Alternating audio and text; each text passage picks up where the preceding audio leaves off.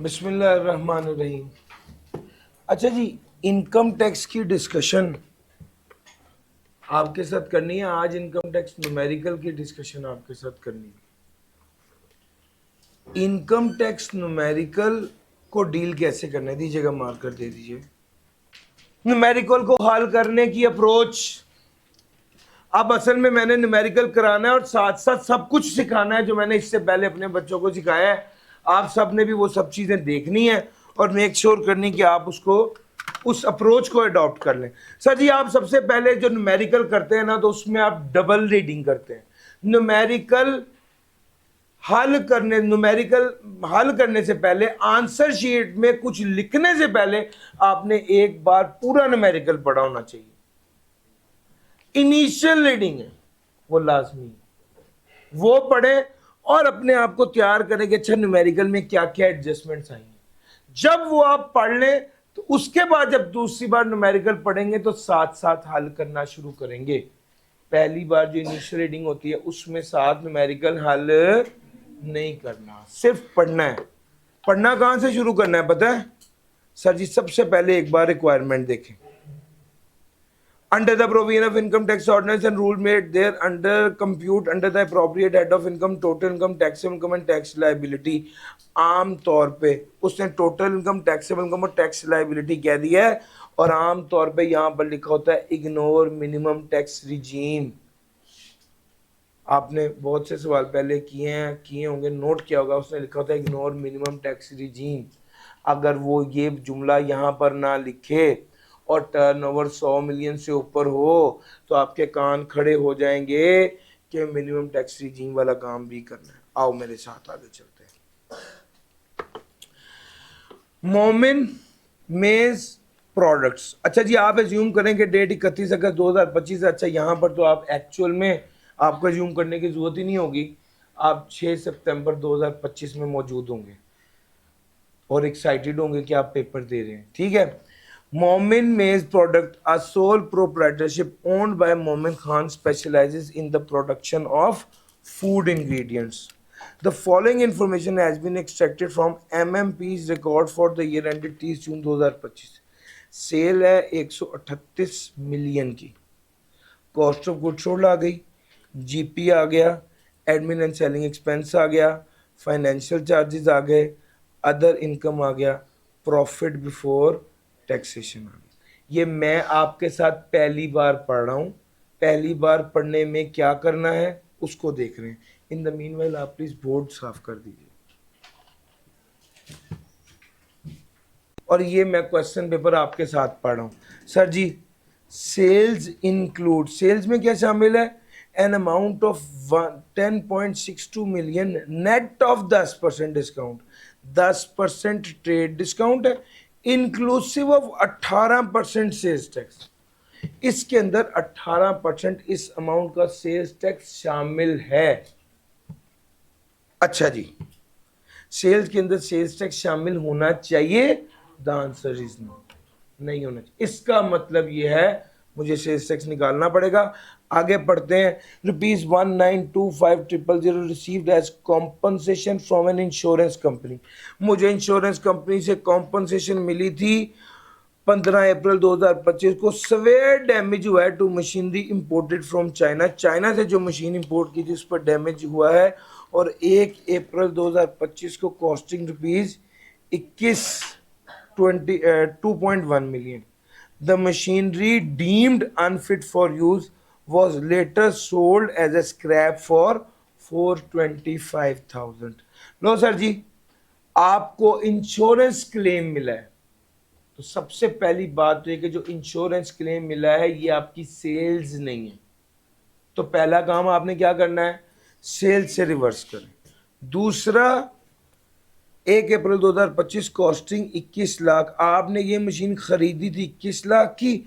The machinery deemed unfit for use was later sold for a scrap of 4,25,000। अच्छा, इतने की scrap में बिक गई। Loss of ₹1,675,000 from the sale of machinery.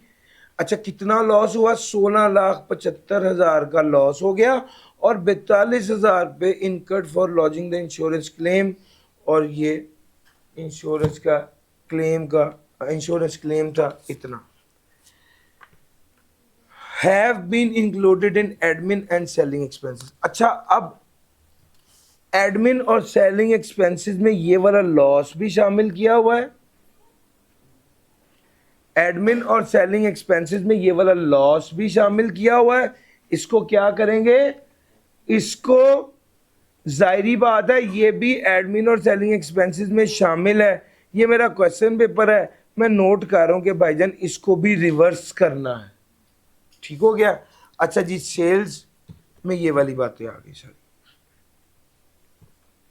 फिर उसके बाद cost of good sold. Cost of good sold में क्या शामिल है, 8 million paid for a use ingredient mixer machine. और सर आपने मशीन इंपोर्ट किया 8 मिलियन की, उसे कॉस्ट ऑफ सेल में शामिल कर दिया है। क्या कर रहे हो भाई, एडजस्टमेंट जरा आंखें खोलो। मैं आपको ये सारी एडजस्टमेंट आपके पास पेपर से दिखाऊंगा कि सर कोई एडजस्टमेंट नहीं आती। जिसने पिछली 6 साल के पास पेपर किए हुए हैं, सवाल ही पैदा नहीं होता कि वो कहे कि ये क्या हो गया। ऊपर वाली एडजस्टमेंट भी आई हुई है पहले पास पेपर में। ये वाली एडजस्टमेंट भी देखो, 8 मिलियन पे किया। आपने मशीन इंपोर्ट की है, आपने मशीन इंपोर्ट किया, इस पर तो इनिशियल अलाउंस और अमोर्टाइजेशन डेप्रिसिएशन निकालनी थी। आपने इस पूरी मशीन की कॉस्ट को कॉस्ट ऑफ सेल में शामिल कर दिया। इसको क्या करेंगे भाई, इसको ऐड बैक करके अकाउंट फॉर करेंगे। अकाउंटिंग डेप्रिसिएशन ऐड बैक करेंगे, टैक्स डेप्रिसिएशन लेस कर देंगे। एक्सक्लूडिंग इंपोर्टेड मशीन, ये इस मशीन की बात ही कर रहा है। एडमिन और सेलिंग एक्सपेंसेस में शामिल है 3,25,000 रुपए की कमीशन जो बेरर चेक के जरिए दी है। भाईजान बेरर चेक का मतलब कैश ही है। आपने कैश के जरिए 3,25,000 दे दिया है भाईजान। 2.5 लाख से ऊपर की ट्रांजैक्शन हो, इंडिविजुअल 25,000 से ज़्यादा हो, पेमेंट कैश में की हो, तो वो इनकम में से माइनस नहीं होती। पड़ा हुआ ना सर जी, ये ऐड बैक होना है। सिक्योरिटी डिपॉजिट है 4,60,000 रुपए की, के इलेक्ट्रिक को दिया है। मैं पढ़ता हूँ, मेरे जहन में वो वाला क्वेश्चन आता है। आप लोगों ने कतील वाले सवाल में यही वाली सिक्योरिटी डिपॉजिट वाली एडजस्टमेंट थी, पिछली अटेम्प्ट में आया है। An insurance premium of 395,000 paid for the health insurance of मोमिन, ये वाली एडजस्टमेंट भी आई हुई है। हेल्थ इंश्योरेंस उसकी जाती इंश्योरेंस है ना। और सर समझ आ रहा है, ये तो माइनस करने की इजाजत नहीं, से क्या कर देंगे, ऐड बैक कर देंगे, ऐड बैक कर देंगे। फाइनेंशियल चार्जेस में शामिल है 6 लाख रुपए। फाइनेंशियल चार्जेस में शामिल है, क्यों, क्योंकि आपने बैंक से 5 मिलियन का लोन लिया था 12% के हिसाब से। 4 मिलियन का लोन इस्तेमाल हुआ, कराची में प्लॉट लिया उस पर, और 1 मिलियन का लोन इस्तेमाल हुआ जो मोमिन खान की बीवी ने गाड़ी ली है। सर इन दोनों केसेस में जो मोमिन खान की, जी पॉज कीजिएगा, जो मोमिन खान की बेगम ने गाड़ी ली है, ये तो उसके घर का मामला है ना, ये तो उसका पर्सनल एक्सपेंस है। इसको तो ये तो माइनस नहीं होगा। और जो 4 मिलियन का प्लॉट लिया है भाईजान, ये भी कैपिटल नेचर का खर्चा है। प्लॉट लेने के लिए जो पैसा खर्च किया है, ये कैपिटल नेचर का खर्चा है और ये इनकम में से माइनस नहीं होना। तो ये जो 5 लाख है इसे ऐड बैक कर देंगे और ये माइनस नहीं होगा। फिर उसके बाद आ गया other income comprises of rental income. अच्छा, अभी तक देखो जितनी भी एडजस्टमेंट्स थी सारी की सारी इनकम फ्रॉम बिजनेस से रिलेटेड थी। ये अदर इनकम इसने कहा है रेंटल इनकम, जैसे ही उसने ये कहा मेरे जहन में क्या आया है, income from property. Same plot mention which was leased to tenant starting on 8 September. MMP incurred 50,000 in expense for land leveling, 20,000 ground rent, 25,000 rental for collection services. These same plot of land है, lease किया गया था 1 सितंबर को। 50,000 रुपये land levelling के, 20,000 रुपये ground rent के और 25,000 रुपये रेंट कलेक्शन के। The expenses have been incurred under admin and selling expense. G. Brought forward minimum tax under the head under से सर जी ये उसने मिनिमम टैक्स का इशारा भी दे दिया है, मिनिमम टैक्स ब्रॉड फॉरवर्ड भी पिछली बार का बता दिया है। इस सिग्नल का कुछ मतलब है कि आपने मिनिमम टैक्स रिजीम की वर्किंग प्रॉपर करनी है। सर 18 नंबर का सवाल है, वैसे आपको कोई एडजस्टमेंट मुश्किल लगी है? चलो वन बाय वन, बड़ी गल है यार, कभी हाँ ना करना, रोंदे ही रहना हमेशा। सर जी देखिएगा, सेल्स वाली एडजस्टमेंट में कोई मुश्किल बात नहीं सर, करते हैं ऐसे ही, मैं वन बाय वन पूछता रहूंगा और आप कुछ बोलेंगे नहीं तो टाइम ही वेस्ट है। सर जी आपके पास 2 मिनट है, जल्दी से ये सवाल दोबारा पढ़े फिर मैं हल कराना शुरू करता हूं। लो सर अब मेरे साथ चलो,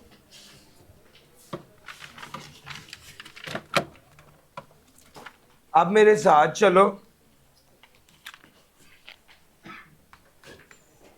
मोमिन मेज प्रोडक्ट्स न्यूमेरिकल को हल कैसे करना है, किस किस पॉइंट पर रुकना है, कैसे कैसे लेके चलना है, ये सब कुछ हमने भी आपको सिखाना है। MMP, हाँ जी, रिक्वायरमेंट देखिएगा जरा क्या लिखा हुआ है, कंप्यूटेशन ऑफ, जो रिक्वायरमेंट में लिखा हुआ है वो लिखना है, अपनी तरफ से नहीं लिखना। Total income, taxable income and tax liability, ठीक हो गया। इसके बाद क्या लिखेंगे, टैक्स पीरियड जी,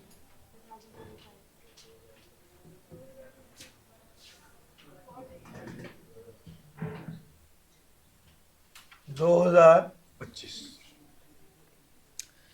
यहां पर लिखेंगे इनकम फ्रॉम बिजनेस,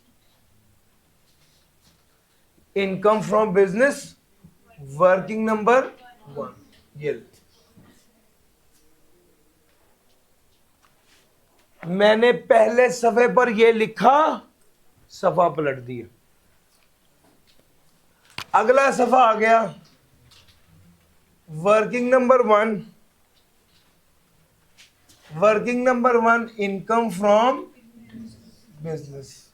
कहीं पर अगर मैं शॉर्ट हैंड में लिखूं MMP है, इनकम फ्रॉम बिजनेस, तो इसका ये मतलब नहीं कि आपने भी IFB लिखना, आप प्लीज पूरा लिख दीजिएगा। मैं सिर्फ ये इसलिए कर रहा हूं कि शॉर्टली आपको ये करवा पाऊं। अच्छा जी, शुरू कहां से होती है ये वर्किंग?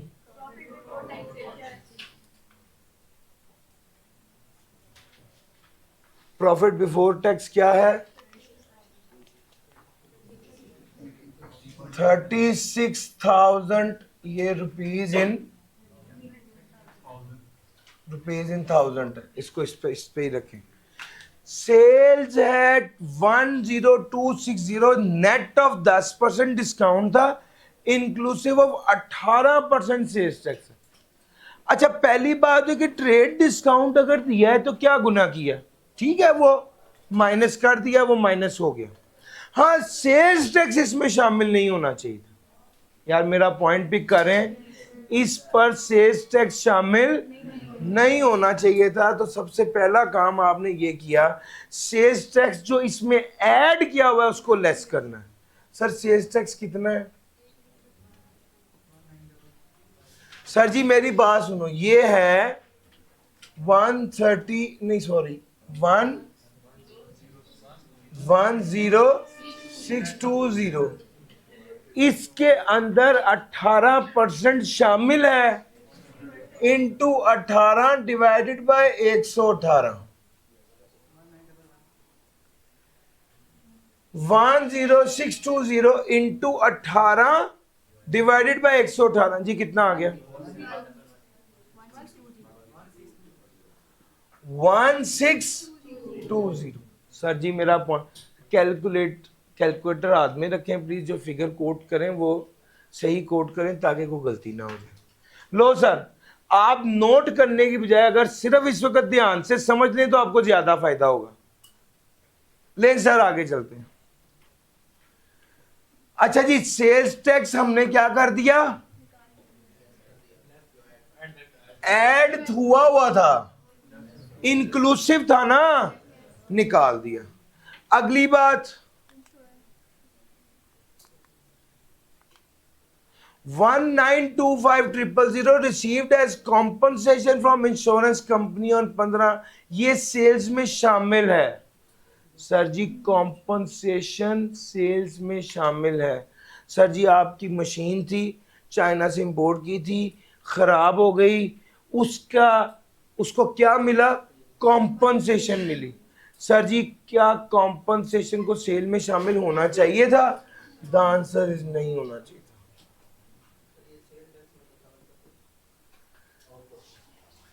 शाबाश, ये किस भाई ने कहा है? ठीक कहा है आपने। नहीं आपने ठीक कहा है, लेकिन ये क्या कर रहे हैं सर हम? Thank you. कॉम्पनसेशन, कॉम्पनसेशन कितनी है सर? 1925। जैसे ही मैंने इसको लिखा ना, मेरे दिमाग में इसकी पूरी एडजस्टमेंट आनी चाहिए।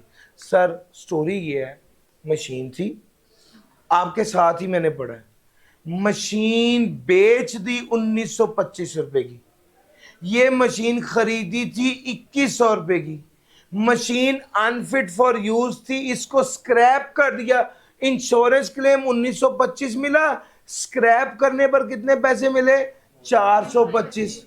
लॉस कितने का हो गया? 1675 का लॉस हो गया। और इंश्योरेंस क्लेम पर खर्चा कितना लगा? 42,000। सर जी यहां पर मुझे एक काम करना पड़ेगा, और वो ये कि मुझे एक वर्किंग बनानी पड़ेगी 1.1।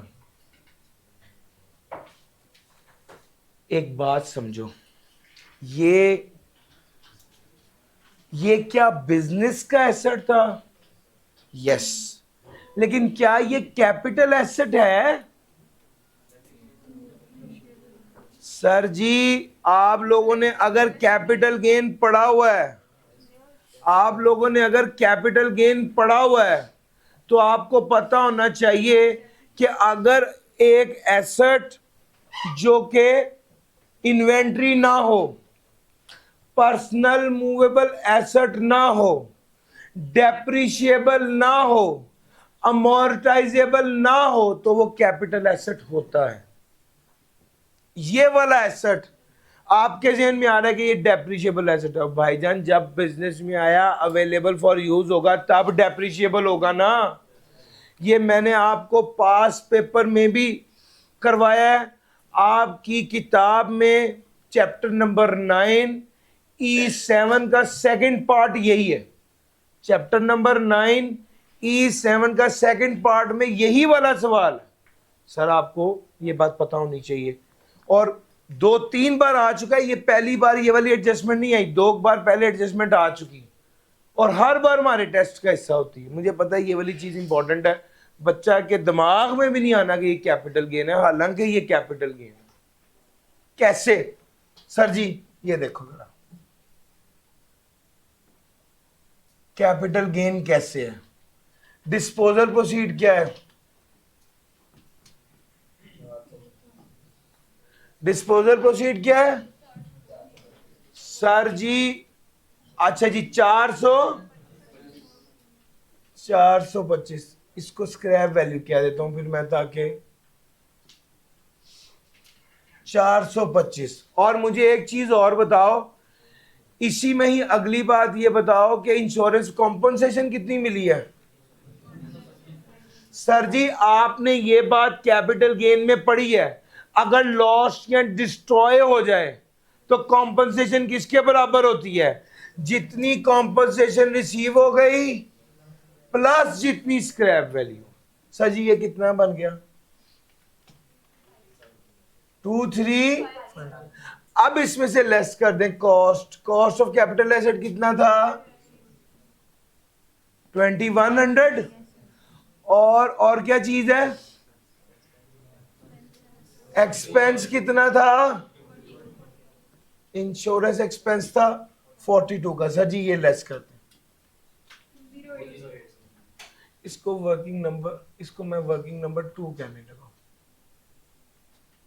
जी कितना बन गया सर जी? ये कैपिटल गेन आ गया है। अब मेरी बात आराम से सुनो, ये कैपिटल गेन आ गया। सबसे पहला काम तो मैंने ये किया कि मैंने जो कॉम्पनसेशन इसने इनकम फ्रॉम बिजनेस में ऐड की थी उसको रिवर्स, कॉम्पनसेशन इसने इनकम फ्रॉम बिजनेस में ऐड की थी उसको रिवर्स कर दिया। दूसरा काम मैंने ये करना है कि लॉस ऑन डिस्पोजल, सर जी इसने डिस्पोजल का लॉस कितना था 1675, ये इसने इनकम फ्रॉम बिजनेस में से माइनस किया था, मैं इसे भी रिवर्स कर दूंगा। तो पहले तो जो इसने अकाउंटिंग में गड़बड़ किया उसको रिवर्स कर रहा हूं मैं, 1675 को भी रिवर्स कर रहा हूं और 1925 को भी रिवर्स कर रहा हूं। इन दोनों को क्या कर दिया, रिवर्स कर दिया। और फिर टैक्स की जो एडजस्टमेंट है वो की। टैक्स की एडजस्टमेंट क्या है, कैपिटल गेन निकाल दिया। पहले सफे पर जाकर कैपिटल गेन वर्किंग नंबर 2, मैं अभी इसलिए फाइनल नहीं कर रहा, अगली एडजस्टमेंट में कोई और कैपिटल गेन की फिगर ना निकल आए तो मैं लास्ट में इसको प्लेस कर दूंगा। अच्छा जी, अब मेरी एडजस्टमेंट जा गई, ये कंप्लीट हुई है। उसके बाद आ गया कॉस्ट ऑफ सेल में क्या शामिल है, 8 मिलियन मशीन। तो जी पहला काम क्या करें, मिक्सर मशीन। मिक्सर मशीन कितने की, 8 मिलियन की, क्या कर दूं, ऐड बैक कर दूं। इसी के साथ initial allowance of mixer machine 8 million का 25%। जी भाई, उसके बाद ही साथ ही इसने खास तौर पे कहा excluding depreciation of imported machine, साथ ही डेप्रिसिएशन भी निकाल लो ऑफ मिक्सर मशीन। कितनी, 6000 का 15%, 900 माइनस करना।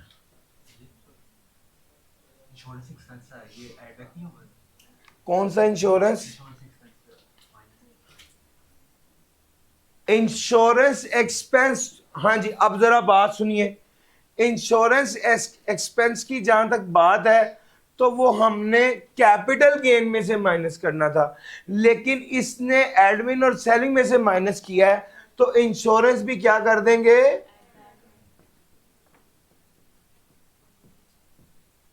डन हो गया सर जी। ये भी साथ के साथ में ही हो गया, अच्छा हो गया, साथ ही उसको वो भी कर दिया। अच्छा जी, फिर आ गया अकाउंटिंग डेप्रिसिएशन का क्या करेंगे, ऐड बैक कर देंगे 18,000। और टैक्स डेप्रिसिएशन का क्या करेंगे, लेस कर देंगे, कितना है 22,000। यार मेरा पॉइंट पिक कर रहे हो। अच्छा जी, आगे चलता हूं। एडमिन और selling, sales commission paid in cash, जरा इशारा दे देना तो पता चल जाता होता है कि आपने ये हरकत क्यों की है। 320, सारी फिगर्स 1000 में चल रही हैं। सिक्योरिटी डिपॉजिट कितना है सर जी, 460। और तीसरे नंबर पे क्या आ गया, इंश्योरेंस प्रीमियम, कितना 395। आप ही कर रहे हैं, मैं नहीं कर रहा। तवज्जो इधर रखें, सवाल पे रखें, कैलकुलेशंस करें, यही असल काम है। नोट करना कोई काम नहीं है, घर जाके नए सिरे से खुद करना है पूरा न्यूमेरिकल, बजाय कि यहाँ पे कागज पेंसिल पे नोट कर लिया, उससे कोई वैल्यू नहीं ऐड होती अगर आप असल सीखने से ध्यान हटा लें। लो सर, ये एडमिन और सेलिंग वाली सारी बातें मैंने आपसे कर ली। थोड़ा सा आगे चलता हूँ और अब फाइनेंशियल बातें करता हूँ। फाइनेंशियल चार्जेस में इंटरेस्ट है 6 लाख का, 5 मिलियन का लोन लिया था। अच्छा, घर के लिए जो लोन लिया है वो कितना है, 4 मिलियन का loan, purchase a plot of land in Karachi for leasing purpose. अच्छा जी, आगे क्या करेंगे, सबसे पहला काम फाइनेंशियल चार्ट। इसमें जो घर का है, लीज, लीज के लिए घर लिए, वो तो यहाँ पर बिजनेस में नहीं आना। प्लॉट है, इसको क्या कर देंगे, ऐड बैक कर देंगे वो भी। और जो कार लिया है मोमिन खान के लिए, मोमिन खान की वाइफ के लिए, वो भी। सर जी ये पूरे का पूरा 600 क्या हो जाएगा, ऐड बैक हो जाएगा। फिर उसके बाद आगे चलते हैं। Other income comprise of rental income and non-adjustable deposit of rupees 2 lakh from the same plot of land mentioned in point 4। ऊपर वाले point 4 में किया है सर, ये इनकम फ्रॉम प्रॉपर्टी है। इसके लिए मैं एक वर्किंग नंबर 3 बना लेता हूं। हाँ जी, इनकम फ्रॉम प्रॉपर्टी के लिए वर्किंग नंबर 3 बना लूं। जरा देखिएगा रेंटल इनकम कितनी है,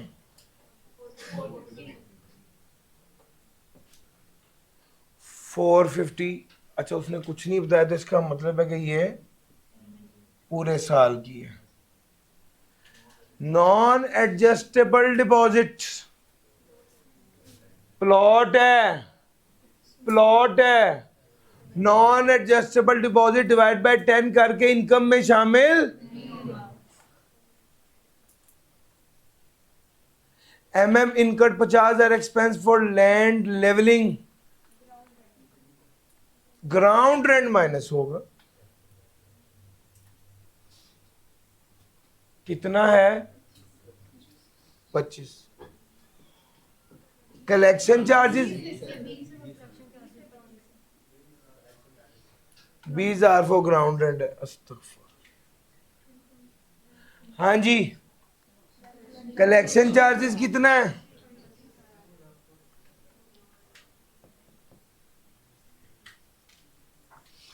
कलेक्शन चार्जेस है भाईजान फ्लोर ऑफ 4%, कितना बना, 450 का 4% कितना बना, 18। और यहां पर कितना है, हम कौन सा लेंगे, 18 लेस कर देंगे, 18 क्या कर देंगे, लेस कर। और कोई खर्चा, इंटरेस्ट, इंटरेस्ट ये वाला। अब यहां पर हाजिर दिमागी की जरूरत है कि ऊपर उसने आपको इतना जो बताया है कि इसने 4 मिलियन का लोन लिया था, किसके लिए, लैंड परचेज करने के लिए, और वही लैंड उसने किराए पर दे दी। तो भाईजान इसका क्या आना है, इंटरेस्ट आना है जी। कितना इंटरेस्ट आएगा, बड़ी ध्यान से, इंटरेस्ट 4 मिलियन का लोन था, 12% इंटरेस्ट था, लेकिन ये कब से लेंगे, 1 सितंबर से, जब से उसने उसको किराए पर दिया है वो वाला पीरियड लेंगे। सितंबर, अक्टूबर, नवंबर, दिसंबर, जनवरी, फरवरी, मार्च, अप्रैल, मई, जून जी। 10 बन रहा है, 10/12 जी। 400।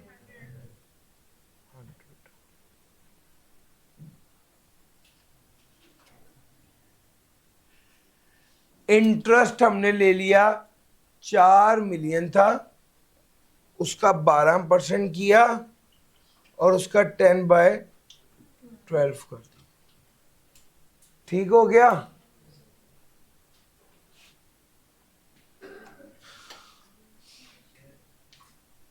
जी। इसके बाद तो ब्रॉड फॉरवर्ड मिनिमम टैक्स। आप क्या बात कर रहे हैं, लैंड है सर, लैंड है, रिपेयर तो माइनस नहीं हो जी।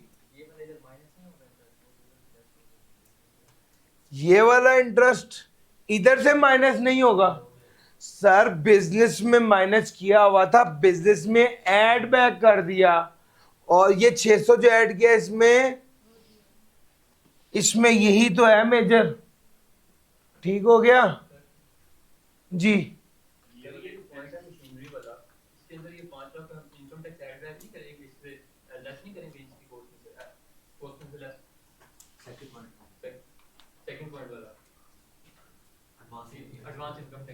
यार एक मिनट, ये मैंने असल में ये काट दिया था। This includes import duty of 3 lakh और एडवांस टैक्स। सर जी बिल्कुल करना चाहिए था, यहाँ पर मुझे टैक्स क्रेडिट भी लिखना चाहिए था 5 लाख। अब जरा देखिएगा ये कितना हो गया है। ये मिक्सर मशीन तो इतना ही आना था, लेकिन इनकम टैक्स लेस करना चाहिए था। प्लीज इसको कर दीजिएगा। ये 8,000 में से 500 लेस होना चाहिए था। और ये भी फिर यहां पर भी कितना आएगा? 7500 का 25% कीजिएगा, 1875 जी, ये माइनस होना है। दूसरे का भी कीजिएगा। मैंने उस 8 मिलियन को पढ़ के ना बाकी चीज वो कर दी। इंपोर्ट ड्यूटी तो कॉस्ट में शामिल होती है, लेकिन टैक्स कॉस्ट में शामिल नहीं होता ना, उसको कर दीजिएगा। डेप्रिसिएशन रेट ऑफ एमएम बताइएगा मुझे। 7500 माइनस 1875 कितना आ गया? 6125 का 15% जी, 844, ये माइनस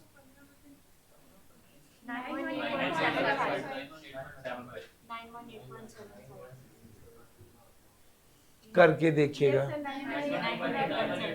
6125 का 15%, 7500 करें ना, 7500 का 25%, 8,000 माइनस 500, ये बन गया 7500। 7500 का 25%, 1875 आ गया। उसके बाद आ गई डेप्रिसिएशन। डेप्रिसिएशन कितना बना? 6125 ही है। 75 नहीं यार, 7500 माइनस 1875। सर अब कैलकुलेटर वाले काम तो यार आप लोग ठीक कर लो। 56, इसका 15%, ठीक हो गया।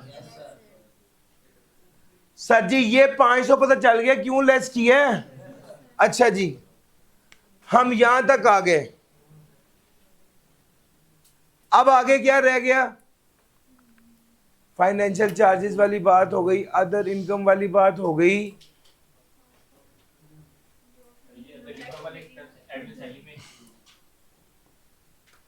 सर जी वो कहता है other income comprise 4.5 lakh and non adjustable deposit of 2 lakh of the same plot of land. अच्छा ये अदर इनकम में शामिल है ना, तो इसको हम क्या करेंगे? इसको लेस कर देंगे। 450 अदर इनकम में शामिल है, इसको माइनस कर देंगे। 200 अदर इनकम में शामिल है, इसको भी माइनस कर देंगे। फिर एमएमपी इनकट 50,000 लैंड लेवलिंग का, इसको दीज एक्सपेंसेस हैव बीन, अच्छा ये माइनस भी किए मैं, जो माइनस किए उसे ऐड बैक कर दो। 50 ऐड कर दो और फिर 20 ऐड कर दो और फिर 25 भी ऐड कर दो। जी सर। सर जी जो अकाउंटेंट ने किया उसे रिवर्स ही करना है ना। मैंने जरा आपको, जी सर मैंने क्या किया है, ये सारे खर्चे उसने कहा एडमिन और सेलिंग में शामिल है, ये जो माइनस हुए में इन्हें ऐड बैक कर दे, जो ऐड हुए में इन्हें माइनस कर दे। मैंने तो सिंपल रिवर्स ही किया। ठीक हो गया। अच्छा जी, इनकम फ्रॉम बिजनेस को टोटल कीजिए। 36678। लो सर यहां पर मैंने लिख दिया 36678। कैपिटल गेन में तो कोई एडजस्टमेंट नहीं आई, चलो अल्लाह का शुक्र, 208 वो भी लिख दो। अब आगे इनकम फ्रॉम प्रॉपर्टी। जी मुझे बताइएगा इनकम फ्रॉम प्रॉपर्टी कितना है? इंटरेस्ट तो लेस ही होना है जी, सिर्फ 12। इनकम फ्रॉम प्रॉपर्टी आ गया सिर्फ 12। लो सर, इनकम फ्रॉम बिजनेस आ गया, कैपिटल गेन आ गया, इनकम फ्रॉम प्रॉपर्टी आ गया,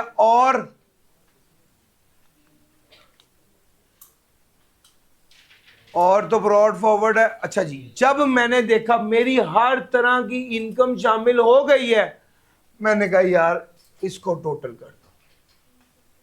टोटल इनकम कितना बना? 36898। अच्छा जी, अब कोई एफटीआर इनकम है? कोई सेपरेट ब्लॉक आइटम है? सर जी ये एनटीआर है, ये अदर कैपिटल एसेट है।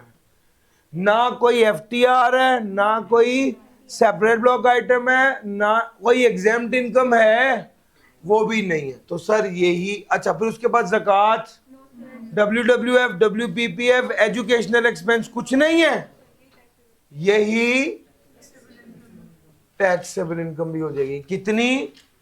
3689। अच्छा जी, अब जब ये टैक्सेबल इनकम आ गई तो फिर अब टैक्स लायबिलिटी निकाल लीजिए।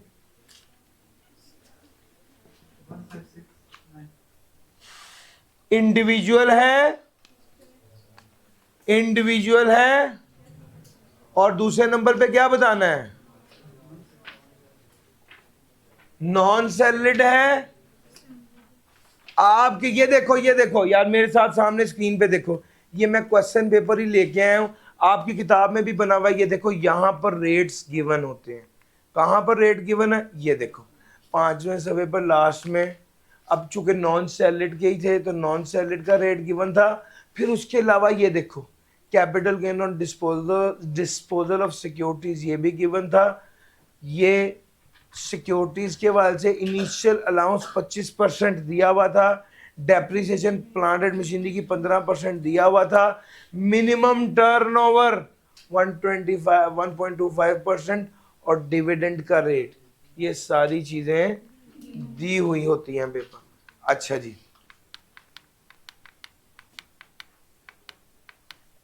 हम वापस आ गए उस सवाल पे। मैंने सिर्फ आपको ये दिखाना था, गर्चे आपकी अपनी किताब में भी देखें तो आपको एक कंप्लीट पेपर दिया है, इसलिए ताकि आप उसकी फील ले सकें कि पेपर में क्या क्या होना।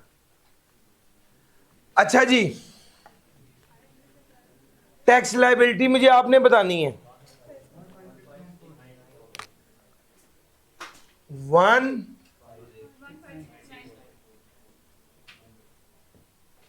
सर जी हाई अर्नर सरचार्ज, सॉरी बेटा, हाई अर्नर सरचार्ज जी, सॉरी 1569। चलो जी, इसको टोटल कर लें। 1726.3 बस काफी है। अच्छा जी, ये टैक्स सेवन को वो हायर से चार्ज आ गया। अब और कुछ रहता है इस सवाल में? सर जी ये फाइनल टैक्स पेबल आ गया, अब रह गया मिनिमम। सर जी ये आपका टैक्स पेबल आ गया।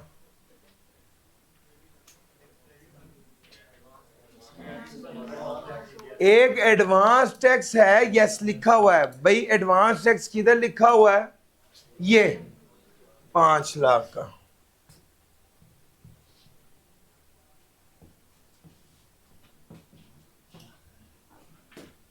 $500 लेस करूंगा जी, एडवांस टैक्स 500 लेस कर दिया।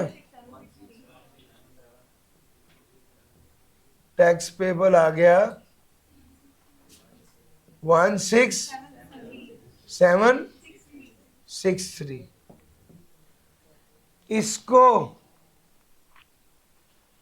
इसको अब हमने कंपेयर करना है किसके साथ? Minimum tax regime. Minimum tax regime में आपने टर्नओवर लेना होता है, बड़ी ध्यान से। टर्नओवर से मुराद है सेल्स की वैल्यू। कितना टर्नओवर है सर? 138 का।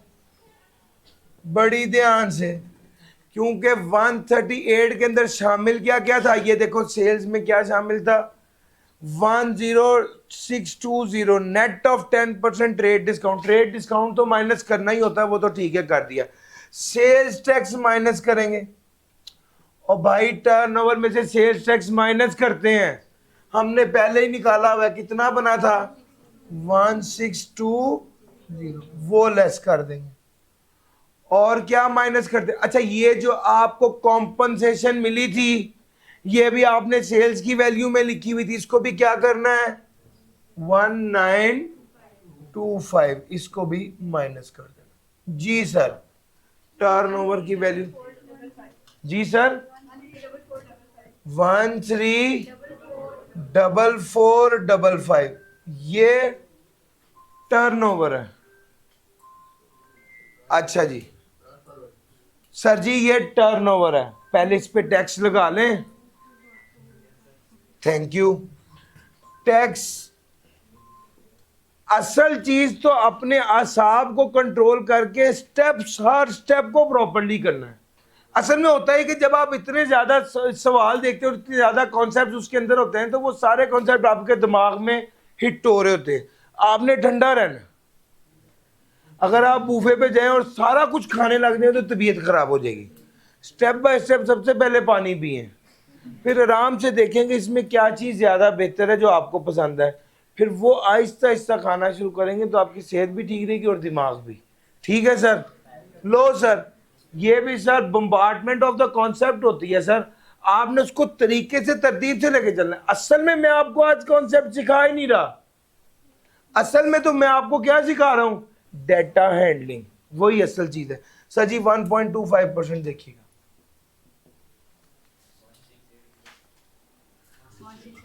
1681 बस जी। अच्छा जी, इसको किसके साथ कंपेयर करना है,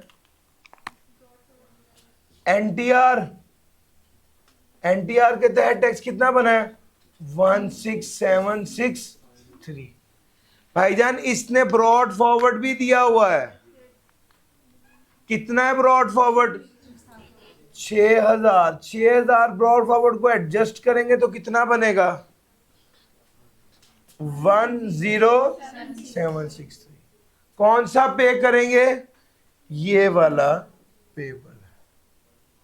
सर मिनिमम टैक्स रिजीम के कॉन्सेप्ट को भी देखो, उसने न्यूमेरिकल के अंदर ही करके टेस्ट कर लिया। जी सर,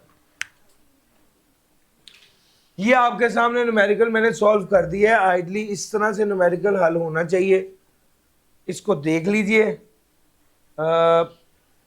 5 मिनट आपके पास हैं, एक बार एडजस्टमेंट देख लें, किसी ने फोटो उतारनी फोटो उतार लें, आप भी एक उतार लें रिकॉर्ड के लिए, ताकि हम बाद में इसको देख लें। और इंशाल्लाह इसके बाद फौरी अगला सवाल करते हैं, जो क्वेश्चन नंबर 2 था, एओपी वाला सवाल। 5 मिनट आपके पास। बिस्मिल्लाहिर्रहमानिर्रहीम। For the purpose of this question assume that the day today is 31 August 2025। Jafar Associate is an association of person with two partner, Manzoor or Adib, sharing profit and loss in the ratio of 1:3. The following information has been extracted from J's record for the tax year 2025. Sales है, cost of goods sold है, GP है, other income है और profit before tax है। The cost of sale includes raw material worth 2.9 million from which no withholding tax was deducted। अगर आपने purchases की tax काटे बगैर पेमेंट कर दी तो इनकम में से माइनस करने की इजाजत नहीं होगी, लेकिन अगर रॉ मटेरियल हो तो 20% इनएडमिसिबल होगा, पता है ना सर। प्रॉफिट के अंदर से ये 2.9 मिलियन माइनस हुआ हुआ, 20% माइनस करने की इजाजत नहीं होगी, तो इसका 20% ऐड बैक कर देंगे। आगे आ जाओ, ऑपरेटिंग एक्सपेंसेस में शामिल है सैलरी टू मंजूर। मंजूर भाई तो अपने पार्टनर है ना, इनको तो सैलरी नहीं लेनी चाहिए थी, ऐड बैक कर देंगे। Rent of ₹1.5 million paid to Adeeb for letting out his Bangalore to J at an concessional rate for office purpose. Fair market value of the rent is 2 million।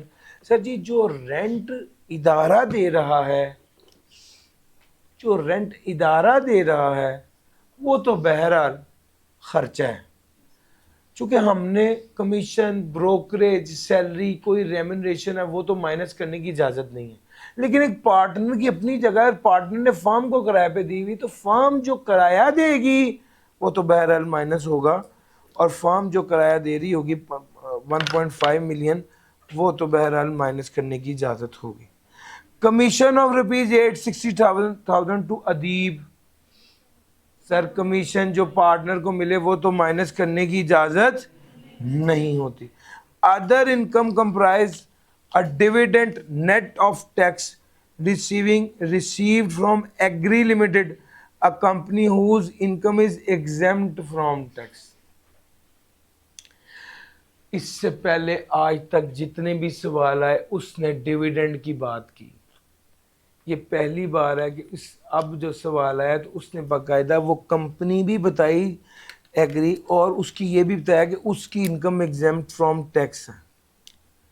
अब जैसे ही ये वाली बात आपने पढ़ी है, आपके दिमाग में फ़ौरन आना चाहिए कि डिविडेंड के रेट आम तौर पे तो 15% अगर वो कुछ ना बताए, लेकिन अगर वो कुछ बता दे तो एक बार लिस्ट में देखे कहीं इसका रेट मुख्तलिफ तो नहीं है।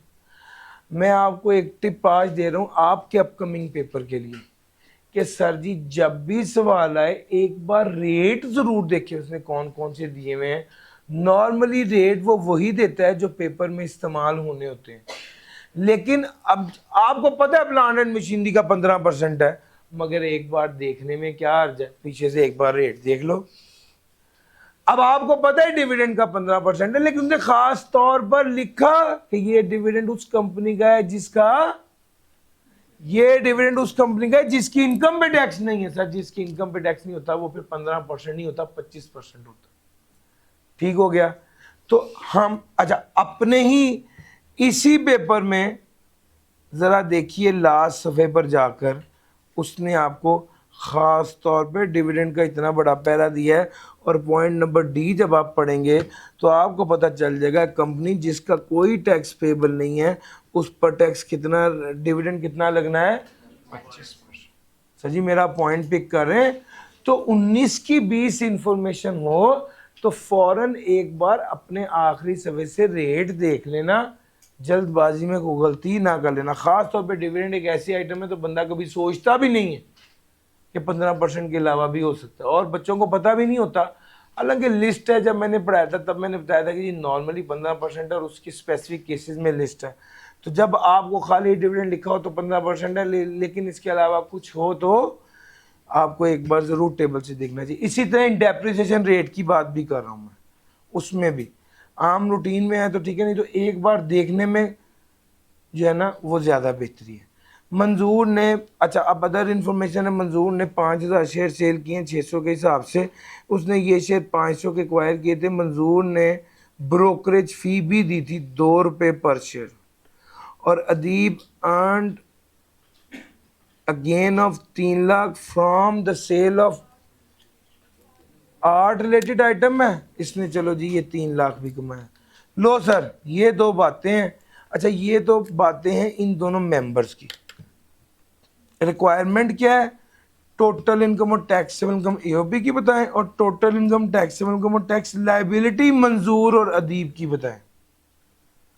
सर जी 11 नंबर का सवाल है, एडजस्टमेंट्स रिलेटिवली कम है लेकिन प्रॉपर सवाल है, यानी इस तरह का सवाल उसको 16 एक नंबर का पूछना चाहिए था, जो उसने 11 मार्क्स का पूछा है। लेकिन अगर आपको चीज़ आती है और आप फ्लो में कर दें तो आप ये 18-20 मिनट में इसको 20 एक मिनट में इसको हैंडल कर सकते हैं, अगर आपको एडजस्टमेंट्स आ रही हैं या आती हैं तो।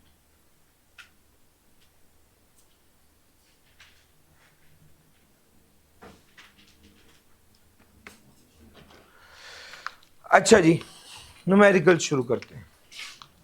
फिर वही बात है, सवाल आपने देखना है, और ये मैं नहीं कर रहा, ये आप ही कर रहे हैं। ठीक हो गया सर।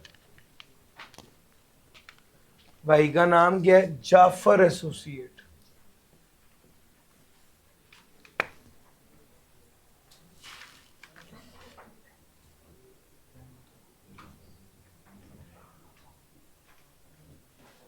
चलें जी जाफर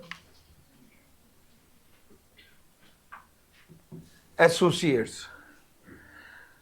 अच्छा जी,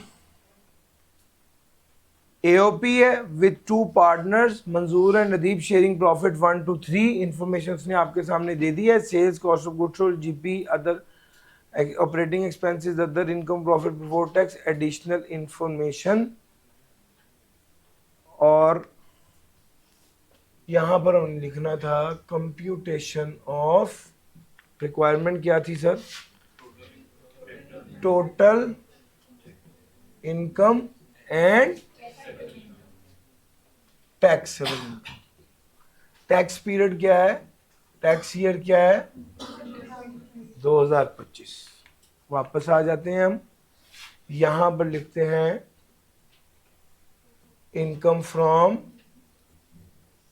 बिजनेस। कितना? Working number 1। आ जाए वर्किंग नंबर 1 पे। इनकम फ्रॉम बिजनेस शुरू कहां से करेंगे? अकाउंटिंग प्रॉफिट कितना था? 13,000। The cost of sale includes raw material worth rupees 2.9 million for which no withholding tax was deducted. Tax not deducted. कितना है? 2.9 मिलियन का 20% जो क्या हो जाना है? एड बैक हो जाना है।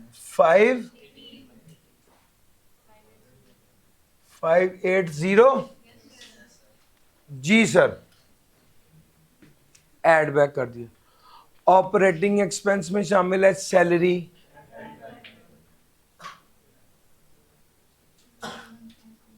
मंजूर की कितनी? 1114। फिर उसके बाद आ गया रेंट, माइनस करना चाहिए था, माइनस किया हुआ है, इग्नोर करें।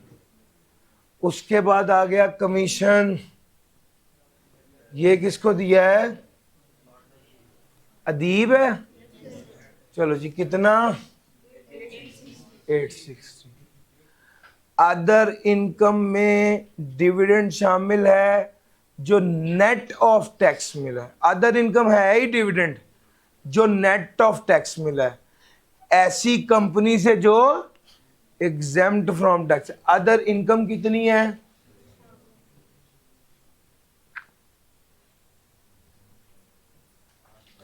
इस पर टैक्स 25% कट के मिला है, नेट है ना, इसका मतलब है ये 0.75 है जी। 8,000 क्या कर देंगे ना यार, 1 मिनट है। पहला काम तो आप ये करो ना, अच्छा 1-2 काम करने ना।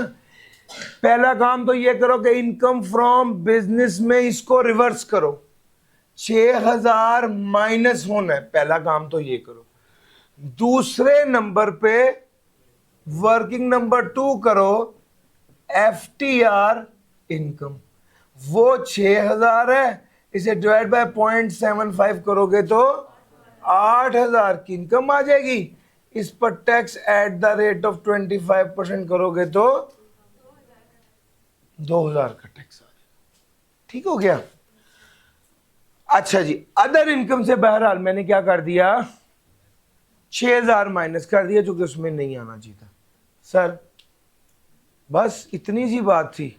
मंजूर की अपनी एडजस्टमेंट है, अपनी उसकी इंडिविजुअल, और अदीब की अपनी इंडिविजुअल है, इसको टोटल कर दिया।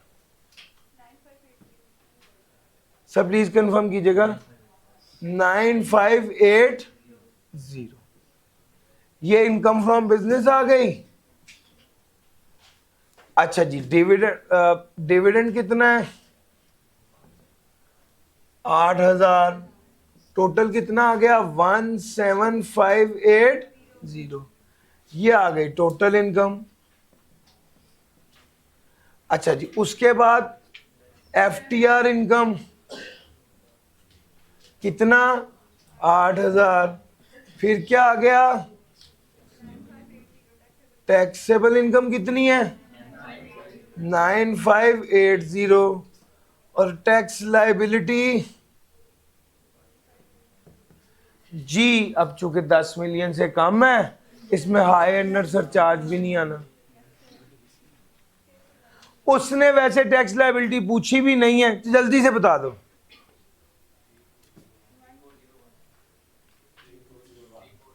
3-4 चलो लो सर। उसके बाद आ गया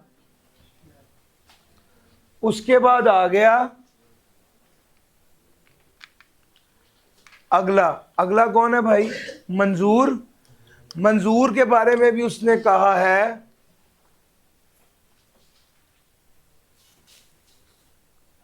मंजूर की अपनी इनकम है, मंजूर के शेयर्स हैं और तो कैपिटल गेन आना है सर जी कितना आना है मंजूर का कैपिटल गेन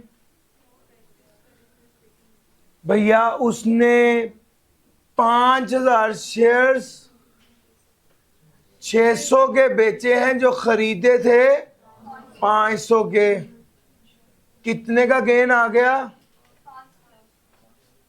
5 लाख का सर। ये कैपिटल गेन है, ये टोटल इनकम में तो शामिल होगा लेकिन टैक्सेबल इनकम में शामिल नहीं होगा।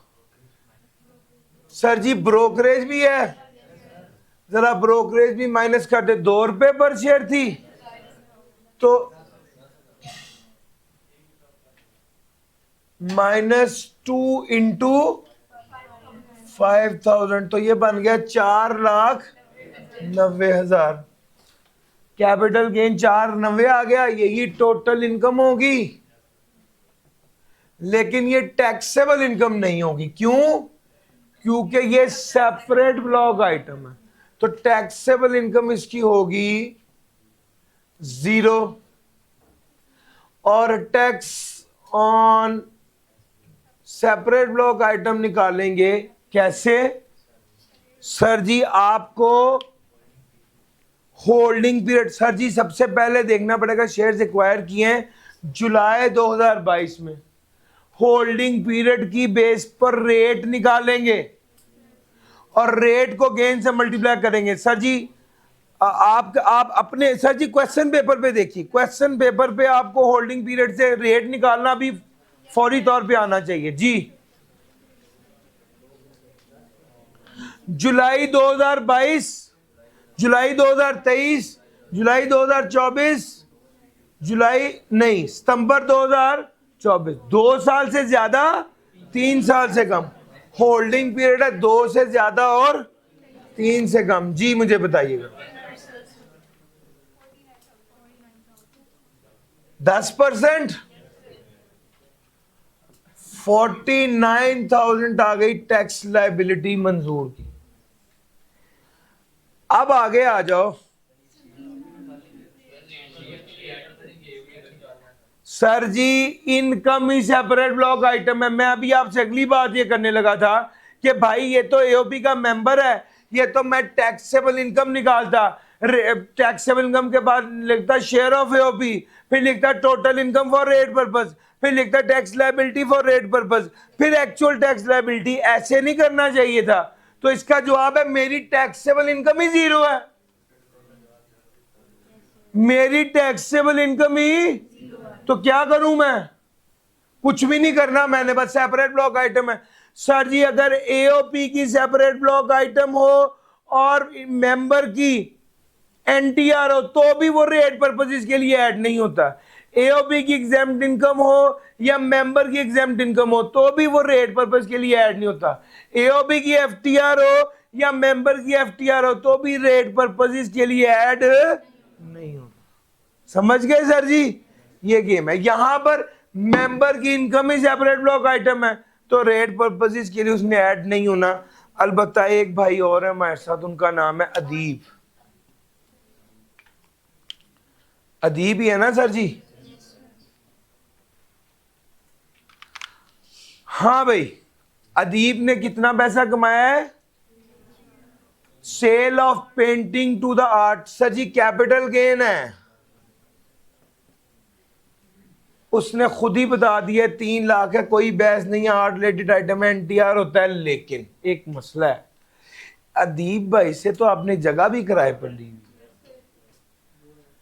एक्चुअल रेंट कितना पे किया था? 15 लाख। फेयर मार्केट कितना था? सर जी यहां पर लिखूं इनकम फ्रॉम प्रॉपर्टी,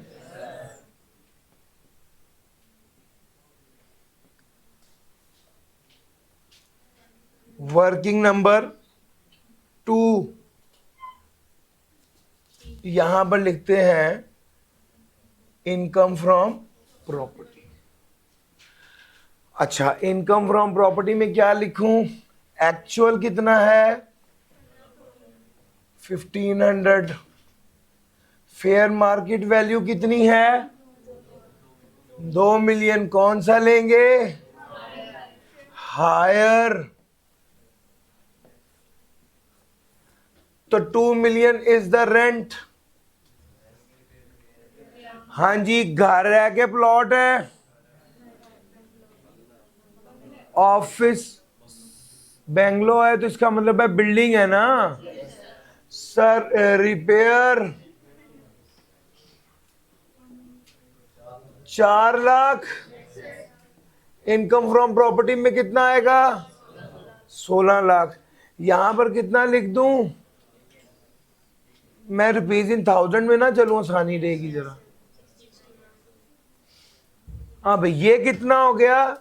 1900। ये क्या है? Taxable income. यार राइटिंग बस पूरी पूरी आ रही, लेकिन आपको समझ तो आ रहा है ना? जब हाथ मेरा ठीक होता है तब भी बहुत साफ नहीं है, लेकिन अभी ज्यादा ही वो है। अगर आप लिखाई ना भी समझ सके तो मेरी जज्बात तो समझ रहे हैं ना? सर जी टैक्सेबल इनकम आ गई 1900। अब उसके बाद हमने लेना है शेयर ऑफ पीओपी। बताओ कैसे लूं? सर जी यहां पर वो वाला कॉन्सेप्ट अप्लाई होना जो मैं चीख चीख के बताता रहा हूं। अगर टैक्सेबल इनकम में एडजस्टमेंट रिलेटिंग टू पार्टनर हो, अगर टैक्सेबल इनकम में एडजस्टमेंट रिलेटिंग टू पार्टनर हो, तो फिर आपको क्या करना होता है? फिर टेबल बनाना होता है। सर जी यहां पर बनाना पड़ेगा टेबल। पार्टनर का नाम लिखेंगे। क्या नाम है पार्टनर का? एक तरफ मंजूर, एक तरफ अदीब, इधर टोटल। जी सैलरी कितनी है? सैलरी मिली है मंजूर को, अदीब को मिली नहीं। फिर उसके बाद कमीशन कितनी है? कमीशन मिली है अदीब को, मंजूर को 860 है जी, 860। अब उसके बाद टोटल कीजिए। आपने टोटल हमेशा यहां पर क्या लिखना है? टैक्सेबल इनकम लिखनी है। 9580 ये टोटल है। यहां पर आएगी बैलेंसिंग फिगर 7580। इसको प्रॉफिट शेयरिंग रेशो पे तकसीम करेंगे 1/4 और 3/4। जी बताइएगा। 1895 और इधर 5685। समझ गए? लो सर, इसको टोटल कर दीजिए 3035। अगर आपके पास टाइम कम होना तो एक इसका तरीका ही होता है कि सिर्फ ये बना दें, इसको रहने दें। अदीब और अदीब ही चाहिए, हमें मंजूर चाहिए ही नहीं। और सर समझ आ रहा है? अच्छा जी आगे चलें। 860 + 58 जी भाई 6545। हाँ भाई, ये शेयर ऑफ एओपी है 6545। ये लिखेंगे 6545। अब आ जाएगा टोटल इनकम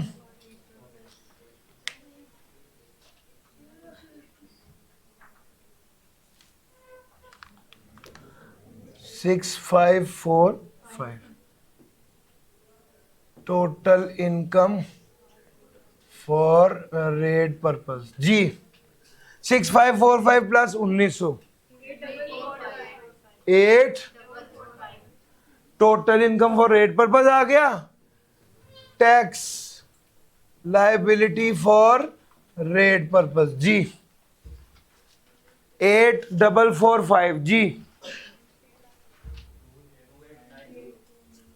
प्लीज कंफर्म कीजिएगा 2890 actual tax liability A over B into C. Now what is A? 2890. What is B? 8445. What is C? 1900. G. 65. Sir जी इस तरह से करना बड़ा अच्छा सवाल था बहुत एडजस्टमेंट नहीं थी लेकिन उसने कॉन्सेप्ट पूरा आपसे पूछा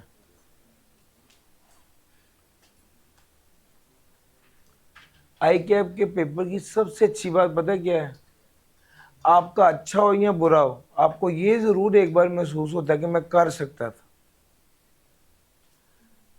मैंने वो सारे एरियाज टच किए हुए थे जिस बच्चे की जितनी डिटेल्ड वर्किंग होती है उसको उतनी टेंशन होती है जिसने बिल्कुल ऊपर ऊपर से हल्का हल्का पढ़ा होता है ना उसको लगता है ये तो बिल्कुल आसान ही था मैं अगली बार देखी कैसे पास करता उसको उतनी डिटेल का पता नहीं होता जिसकी डिटेल ज़्यादा होती है उसको ज़्यादा पता होता है जिसकी बहुत अच्छी तैयारी होती है वो कॉन्फिडेंट भी होता है कि मेरा निकल जाएगा बहरहाल ये सवाल ऐसे करना था क्या आप लोगों को अच्छे से समझ आ गया 5 मिनट आपके पास हैं ये देखिए फिर लास्ट क्वेश्चन कराता हूँ सब बिस्मिल्लाहिर्रहमानिर्रहीम हमारा सैलरी का जो न्यूमेरिकल पिछली बार आया है अब वैसे पिछली 3-4 अटेम्प्ट से ये देखा जा रहा है कि ये इन बिजनेस सैलरी और एओपी तीनों से सवाल देता है नॉर्मली सैलरी से 7 से 8 नंबर का सवाल होता है बिजनेस का बड़ा न्यूमेरिकल होता है या एओपी का बड़ा न्यूमेरिकल होता है बिजनेस की छोटी एडजस्टमेंट होती है तो एक टाइम होता था जब पहले अंदाजे लगाते थे कि बिजनेस का न्यूमेरिकल आएगा या सैलरी का न्यूमेरिकल आएगा वो मजाक नहीं है अब वो सब कुछ ही पूछ रहा है और आपको सब कुछ ही तैयार करना चाहिए under the provision of income tax ordinance and the rule made there under compute the total income and taxable income of Asjid under the appropriate head tax year 2025 for the purpose of this question assume that the day today is 31 August 2000 Asjid Joint Premier Textile Limited on 1 July 2024 he received the foreign salary from PTL during the year ended 30 June 2025 basic salary है medical allowance per month as per the terms of employment Asjid received medical reimbursement of 8 lakh PTL also provided accommodation to Asjid by renting a property owned by him उसी की property को उससे rent पर लेकर उसे ही as accommodation दे दिया है sir ये मेन इसने पूछा ही सेल्फ वायरिंग का कॉन्सेप्ट था PTL paid a monthly rent of 2 lakh to Ajit while the fair market rent for a similar property was 2.5 lakh per month during the year Ajit sold 1 lakh shares of his ex-employer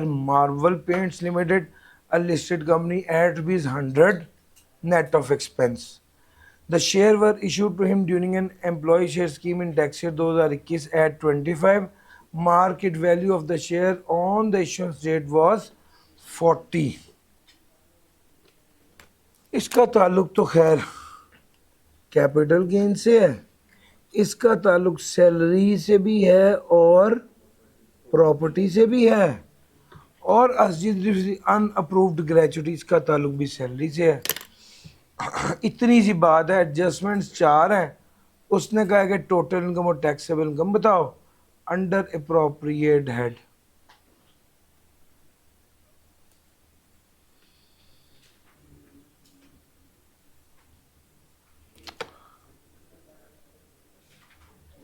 ले से शुरू करते हैं।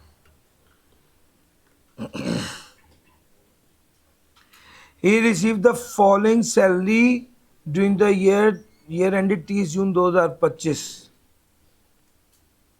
और इसने ये वाली बात हो गई। अर्जित ने सैलरी वसूल की।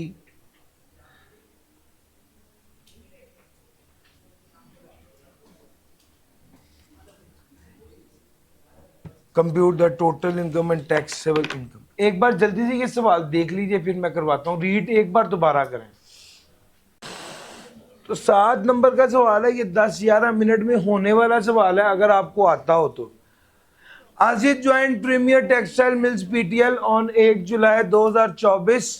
ही receive the salary, basic salary है, मेडिकल अलाउंस है, एडिशनल इंफॉर्मेशन हमने आपके साथ डिस्कस की, terms of employment, PTL provided accommodation है, मेडिकल रीइंबर्समेंट है और शेयर्स की बात है। फिर उसके बाद अनअप्रूव्ड ग्रेचुटी है। जी जी सर जी, जरा देखिएगा। असजिद, हमने क्या कंप्यूट करना है?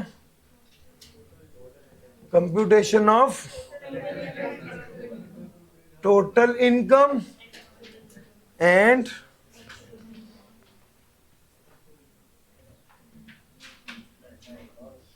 Taxable income.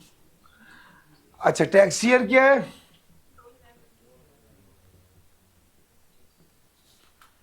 न्यूमेरिकल में मेनली तो हमारा क्या है?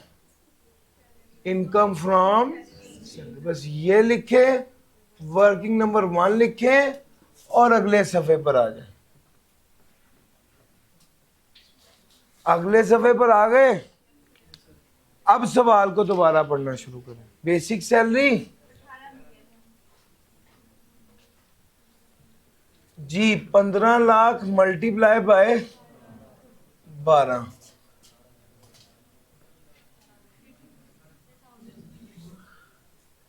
1000 में रहने दूं, 18,000 लिख देते हैं सर, रुपीज इन। अच्छा जी, medical allowance, sir medical allowance भी है और मेडिकल फैसिलिटी भी है।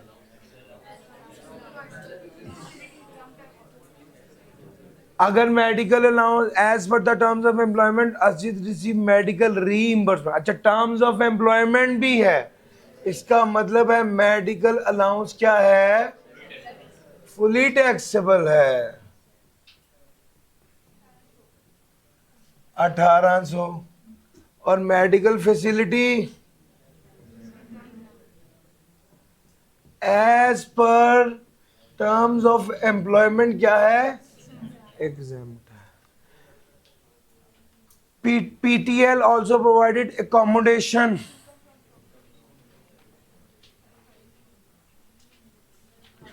एकोमोडेशन का हमने क्या पढ़ा हुआ है? Higher of. Fair market rent कितना है? सर सेल्फ हायरिंग ही है, मैं कब कह रहा हूँ नहीं है, लेकिन उसने फेयर मार्केट रेंट और 45% और मिनिमम टाइम स्केल यही लेना है ना।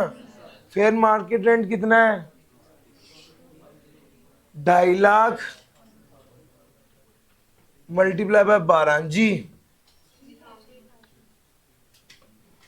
और 45% of minimum time scale. Minimum time scale तो नहीं है लेकिन बेसिक सैलरी है जी, 8100। इसमें से कौन सा लेंगे? हायर। अच्छा जी, समझ गए? स्पीड से ये एडजस्टमेंट अब आपने इतनी बार की है, इसको 10-11 मिनट में फारिग करना है सवाल को। सवाल के अंदर कुछ भी नहीं है। दूसरा सवाल भी बिल्कुल आसान था, तीसरा सवाल भी आसान था। जिसको वर्किंग आती है वो टाइम नहीं वेस्ट करता। जिसको वर्किंग नहीं आती, जिसकी प्रैक्टिस नहीं होती, वो सवाल के प्रेशर में रहता है कि यार ये भी एओपी भी आ गया है, सैलरी भी आ गया है, हमारी बार इतना मुश्किल पेपर आ गया है। बकवास है, कुछ मुश्किल नहीं है। तो सवाल के रोब में नहीं आते, सवाल के अंदर कुछ नहीं होता। सवाल पकड़े, उसको हल करना शुरू करें, काम मुका दें, ना कि बैठ के सोचते नहीं कि इतना लेंथी सवाल है, पता नहीं क्या होगा, इसके अंदर से जिन निकल आएगा। कुछ भी नहीं होना। सवाल को अटेम्प्ट करने पर फोकस करें, सवाल को जल्दी से हल करें। होता पता क्या है, अगर आपको एक दो एडजस्टमेंट नहीं भी आती, आउट ऑफ 8 एडजस्टमेंट अगर एक एडजस्टमेंट नहीं आती है, 2 एडजस्टमेंट नहीं आती, तो लानत भेजें उस 2 एडजस्टमेंट के ऊपर, बाकी 6 करें, आगे निकले। सर समझ आ रही? आपके जेहन में ही हो गया मैं इसमें से आराम से पासिंग मार्क्स निकाल लूंगा, आगे चले। यही अप्रोच है, इसी तरह ही करना है। लो सर आगे चलते हैं। During the year Ajit sold 1 lakh share of his ex employer Marvel Paints Limited, a listed company, at ₹100 per share. These share were issue to him. अच्छा, ये बेसिकली वर्किंग है कैपिटल गेन की। मैं इसको अगर मेरे पास नीचे सफ़े में जगह हो तो मैं 4-6 लाइनें छोड़ने के बाद नीचे भी कर सकता हूँ। यहाँ पर वैसे ही मैं कह रहा हूँ कि नीचे आप लोगों को नज़र नहीं आएगा, तो मैं अगले सफ़े पर लेके जा रहा हूँ। हाँ जी, कैपिटल गेन की बात करो मेरे साथ। कितने का बेचा? शेयर प्रोसीड क्या है? 100 मल्टीप्लाई बाय क्या था, कितने शेयर्स हैं? 1 लाख। जी बताइएगा कितना हो गया? 10 मिलियन। हाँ जी, कॉस्ट क्या है? सर जी market value of the shares at the time of, जब उसके एम्प्लॉयर ने उसको दिए थे, उस वक्त की जो मार्केट वैल्यू थी उसके बराबर उसने फायदा under the head salary tax कर दिया होगा। यार मेरा पॉइंट समझ आ रहा है? मैंने आपको इस वजह से हमेशा दोनों तरीके बताए हैं कि जब मालिक बने उस वक्त की फेयर मार्केट वैल्यू ले लें और सेल प्रोसीड में से वो लेस करें तो कैपिटल गेन आएगा। और एम्प्लॉय शेयर स्कीम में जो 40 के हिसाब से 40 मल्टीप्लाई बाय 1 लाख आना था, उसका क्या होगा भाईजान? वो उस टैक्स ईयर यानी 2021 के साल में शामिल हो गया होगा। समझ रहे हो? अच्छा जी, कॉस्ट क्या होगी? 40 मल्टीप्लाई बाय 1 लाख जी 4000। कितने का गेन आ गया? 6000। और इसमें कुछ तो नहीं था?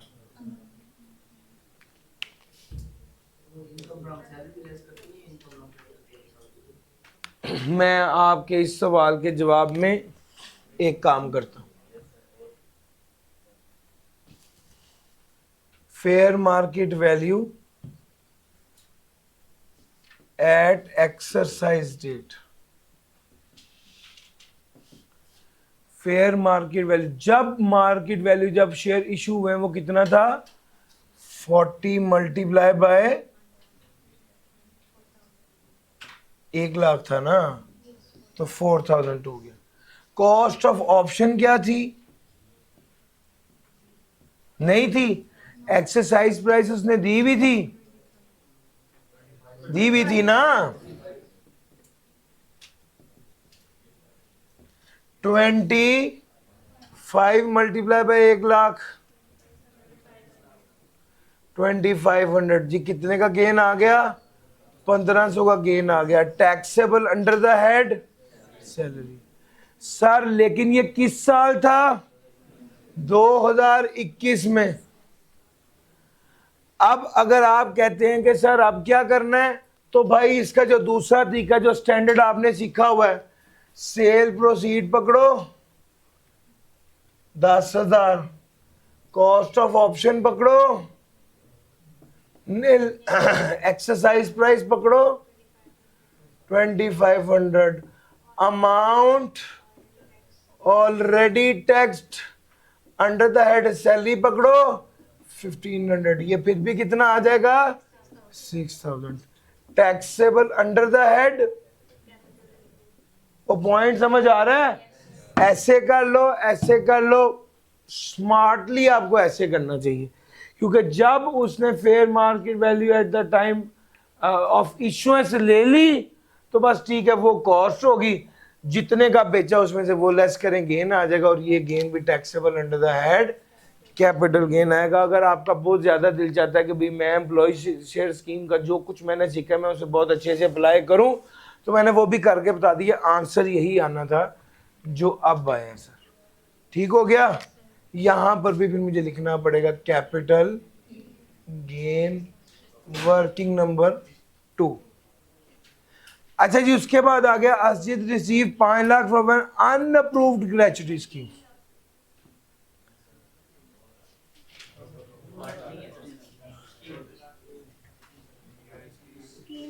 अनअप्रूव्ड ग्रेचुटी क्या पढ़ा हुआ है आपने? 5 लाख यहां पर लिखूंगा, लोअर ऑफ कितना होता है? 75,000। दूसरा इसमें से लोअर कौन सा है? 75,000 तक एग्जेम्प्ट होगा तो टैक्सेबल कितना होगा? 420। डन हो गया सर जी। और क्या आ गया?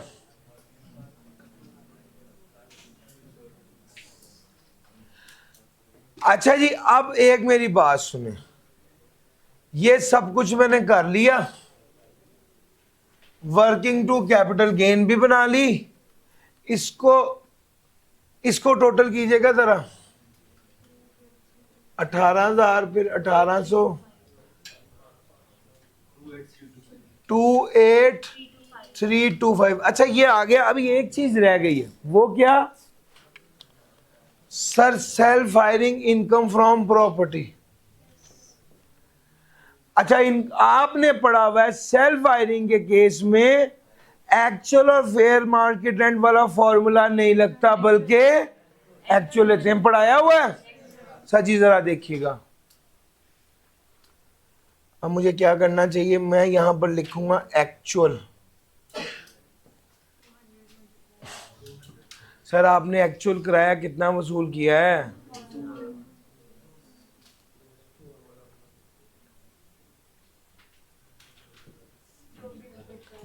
एक्चुअल और fair market rent whichever is higher वाला रूल नहीं लगना, यहां एक्चुअल लेंगे। वो कितना है?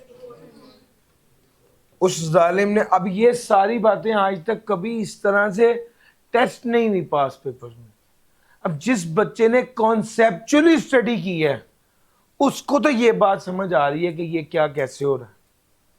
तो सर इसीलिए ही कॉन्सेप्ट पे फोकस किया जाता है कि भाई कॉन्सेप्ट पकड़ो, कॉन्सेप्ट पकड़ो।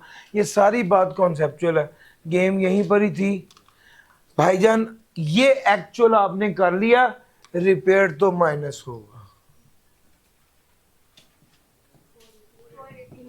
480। कितना आ गया? ये लेटेस्ट अटेम्प्ट के न्यूमेरिकल करा रहा हूं। फिर वही बात है, न्यूमेरिकल में कोई ऐसी चीज नहीं कि आप कहेंगे ये क्या हो गया। सर आपको आपको कॉन्सेप्ट आते होंगे, आप करेंगे। सर बस बात खत्म हो गई है। हाँ जी, सैलरी है 28,325, कैपिटल गेन है 6,000 का, इनकम फ्रॉम प्रॉपर्टी है, वर्किंग नंबर 3 जी 1920। ठीक हो गया।